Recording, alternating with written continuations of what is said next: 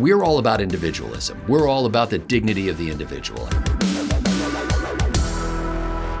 Bienvenido al Partido Republicano, mi amigo. Hi, I'm Scott Ott with Bill Whittle and Stephen Green, and this episode of Right Angles brought to you by the members at BillWhittle.com. And gentlemen, according to the Wall Street Journal and some smart political consultants and pollsters, Latino voters are starting to experience the kind of division that Democrats are famous for, but Democrats aren't going to like this one. Stephen Green, what's happening is that Latino voters are starting to split along economic lines, and working class, non-college educated, or rather, I should say, people who do not have a college degree, they may have gone to some college, are tending to move toward Republicans. And it's not an insignificant shift. If you look back, first of all, there are a lot of voters involved in this. There are 16 million some Latino voters in 2020, about 10% of the electorate. Joe Biden got 63% of that vote in the 2020 election. However, that's down 8% from the 2016 election. And if you look at non-college degreed Latinos, it's down 11%. In other words, there's an even greater shift among them. They're starting to move toward Republicans largely because of a couple of key issues. It's faith. It's family, it's the economy, stupid, and it's the schools. Ice the cake with the fact that Democrats have never fulfilled their promise to find a pathway to citizenship for immigrants, and you have a recipe for what some say are the new Reagan Democrats. Steve Green, what do you think Republicans should do to embrace this opportunity?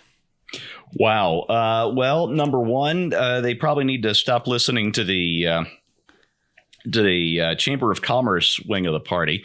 That's the old GOP. And one thing I found is for our legal immigrants to this country, and I'm a huge fan of legal immigration, there's a lot of resentment about the open borders policy, not just because of people skipping ahead a line in front of them, but also, Scott, as you mentioned in the backstage, for the damage done to people trying to cross illegally, whether it's sex trafficking, the coyotes, just so many cartels. Terrible scenes down on the border. You hate to see that happening to anyone, but these are the incentives we have right now. So what are you going to do? That said, I'd like to make a small correction. You said they're splitting along economic lines, and I would rephrase that. They're splitting along educational lines. When we redid our kitchen last year, our cabinet guy, we had the cabinets resurfaced. I think that's what you call it, or refaced, where you get new doors, but the existing cabinets stay. They just put this new laminate on there. And our cabinet guy is this perfectionist. He was in our home for like 2 weeks, just driving us nuts. But we also loved him because he was doing such great work. He was such a nice guy. But he was telling me about this vacation he took his wife on for 2 weeks to Tahiti, and this had to be a $20,000 or $30,000 vacation. We've never even spent nearly half that much on a trip anywhere. But he didn't go to college. He learned a valuable trade. He carries no debt. He makes really good money. And somebody else who racked up, a mortgage's worth of student debt at a nice school, getting a degree in, trans-exclusionary destructive literary theory or whatever you call it. They're working as a barista trying to pay off the house they borrowed to get their student loans. So it's really not economic. It's really much more education. And it's the exact same split we're seeing in the rest of the country, whether it's ethnicity, race, religion, whatever. That's the big split today. We have this sort of managerial trained, credentialed class that isn't much use and is trying to boss the rest of us around. And we don't like that. And that's what we're seeing in the Latin community, and I think it's terrific. But you asked me what the GOP should do. I would look to the South. I would look to our Southern Republican governors and how they're running their states, because we're seeing them do some really fine work down there, and I think that's the future of the GOP right now. Doesn't matter what ethnicity or race they are. Bill Whittle, just to put some numbers behind what Steve was just talking about the educational gap, this is not just about presidential election years, although we mentioned Biden's slippage, but it's actually midterm elections as well. When looking forward to the midterm elections and who people are going to vote for in Congress, right now polling shows that among Latino voters, Democrats are plus 11%. Basically, they have about an 11% edge in general over Republicans. But in 2018, just a couple of years ago, that was a 34% edge, now down to 11. And if you split that and do the tab, research a little bit and break it down, you find that they're only plus 6, not plus 11, with Latinos who do not have a college degree. However, they're still plus 26 with Latinos who do have a college degree. It almost makes me want to start a university for promising Latino students so that they can get an American education. Well, the first thing that data tells you is clearly that going to college makes you much stupider. That's the immediate takeaway from that data. Latino voters have an advantage in this regard because they're not so neurotic as so many rich white voters. The people who talk most about white privilege are the most privileged white liberals in the country. They're the ones who are completely fascinated and obsessed by it because of this ongoing sense of guilt that they have because they're doing really well and they don't do anything. The Latino voters, Scott, you said it was splitting along economic lines. Steve said it was cultural lines. Educational lines. I think it's along cultural lines. I think that this whole far left progressive movement has shaken them to the degree it's shaken the rest of sensible people around the country. Trans athletes, men walking into women's bathrooms, all of it, right? All of it. If the day comes where largely Hispanic communities send their kids to school and then they find out that their little boy was dressed up as a girl for the day just to teach him diversity and inclusion, they're going to handle it a lot worse than any really white voters do because these people, generally speaking, Hispanics, got here through hard work and have worked their way up, as your cabinet guy was talking about. When I say they're practical people, I'm not talking about them genetically. I'm just saying that the Hispanic community is the latest arrival into the United States. And so they have the most practical experience on the ground. They don't have 9 generations of blue nosing and, all this other stuff to try to work off. So the further away the Democrats get from reality, the more they're going to turn these people off, and they're turning Latinos off in large numbers. They are extraordinarily conservative people. They've just been told, indoctrinated that we're a bunch of racists and hate them and so on, and it's slowly beginning to dawn on them that we're not. In terms of what the GOP should do, I would say 2 things. First of all, they should put their full resources behind Latin candidates who are running as Republicans.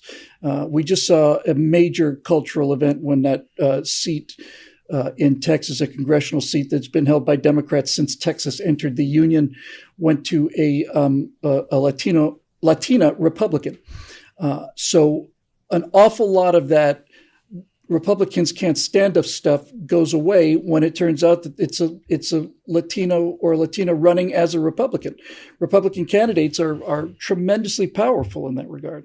And the other thing I would recommend the Republican Party do is that they would simply go to a lot of these Latino events and just talk to them, Yes. Just talk.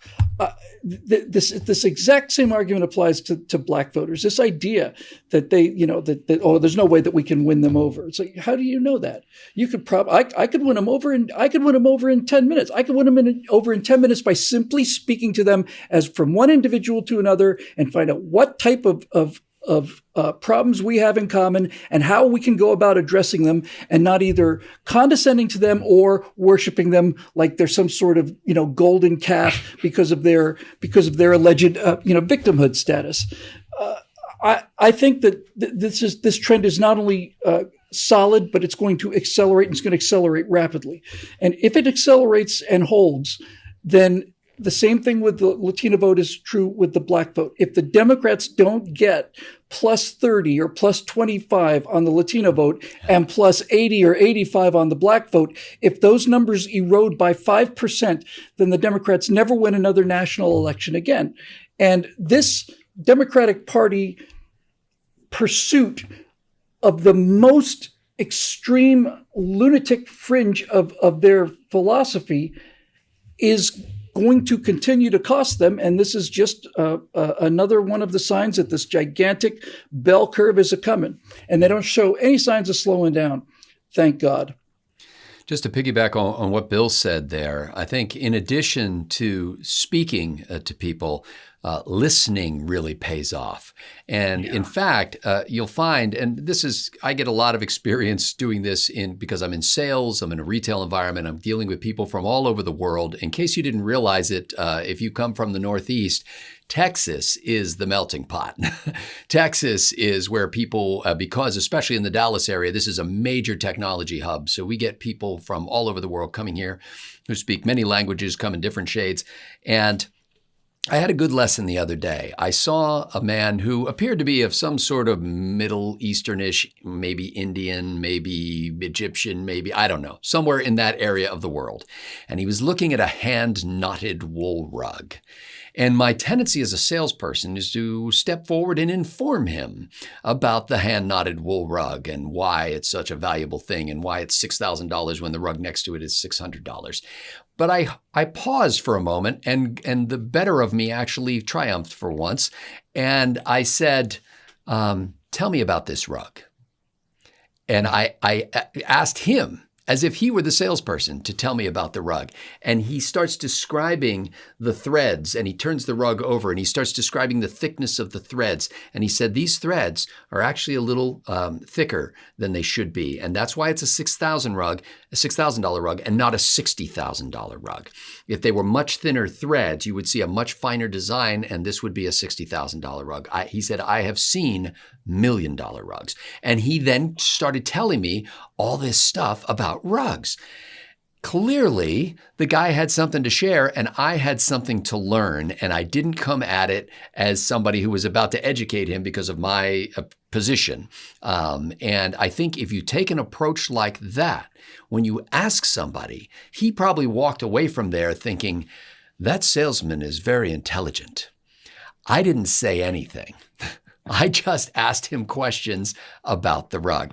And I think if we take the same approach with our Latino neighbors and ask them about what's important to them and let them tell us, we don't even have to tell them what we believe. The fact that we show concern and interest in what concerns them is enough. And I want to take it another step further, because in addition to when we do make, advertisements or public professions, or we're on the news or whatever, not just talking about family values, but living it out. That's why, when it's so much more reprehensible when you hear about a Republican politician who's cheating on his wife. It's such a breach of faith for people who sent that guy there because he appeared to embrace our values. And so look for those candidates who humbly live out the message. And then the final thing that I would add as far as how Republicans can take advantage of this opportunity is to not group people together and talk about them as if they were a group. Yes, they're analyzing how Latinos vote, but Latinos aren't Latinos. Latinos are Mexican, of Mexican extraction, or Ecuadorian, or El Salvadoran, or Guatemalan, or Honduran, or Cuban, or Venezuelan, or Bolivian, or whatever. They come from all over the world. And we don't need to label them. We run the risk sometimes when we're talking in broad strokes of referring to people as groups. For example, millennials, as if millennials had a single personality type and a single behavioral pattern, or Latinos as if they were all the same. We're all about individualism. We're all about the dignity of the individual, and our messaging should reflect that. It should be forward-leaning to listen rather than projecting, and it should also be respectful of each person rather than grouping them together and saying, because you're that age or from that country, I know who you are. And that kind of respect will be rewarded because they're already inclined toward Republican values and the idea of faith being a central part of your life and the idea of school being a place for your children to learn rather than a place for children to be politically indoctrinated, and the idea that an economy with opportunity is the kind of economy that I can embrace because I know if I can work my tail off and have a good idea and make it happen and nobody's going to stop me or demand a bribe to allow me to pass through this gate, that's all I want. I'm not asking for something for nothing. That kind of a message will have even more of these voters flocking to the Republican Party. And unlike the African American voting group, so to speak, this one's growing, and it's growing fast, and it is the future. And if Republicans understand how to embrace that, as they have in many localities around the country, you'll find that next year's Wall Street Journal story will be a lot more dramatic for the Republicans and a lot more fraught with potential doom for Democrats. For Bill Whittle and Stephen Green, I'm Scott Ott. Thanks to the members at BillWhittle.com for making Right Angle possible.